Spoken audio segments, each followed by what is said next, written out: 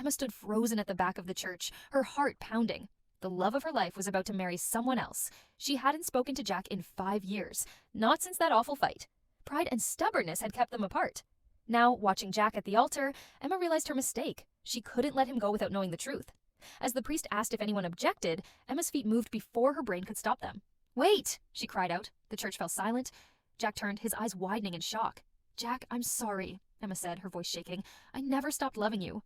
Jack stepped away from his bride, confliction etched on his face, but then the unexpected happened. The bride smiled and said, "Go to her, Jack. You deserve to know." Confused murmurs rippled through the church. Jack slowly walked towards Emma, his eyes never leaving hers. "Emma," he whispered. "Why now?" Emma opened her mouth to respond, but before she could, the bride interrupted. "Jack, there's something you need to know," she said, her voice trembling. "Something I should have told you long ago." Jack turned back, bewildered. The bride reached into her bouquet and pulled out an envelope. "This arrived yesterday," she said, handing it to Jack. "I was going to tell you after the ceremony, but—" Jack's hands shook as he opened the envelope. His eyes widened as he read its contents. He looked from Emma to his bride, then back to the letter. The color drained from his face. "This can't be true," he whispered. Emma stepped closer, her heart racing.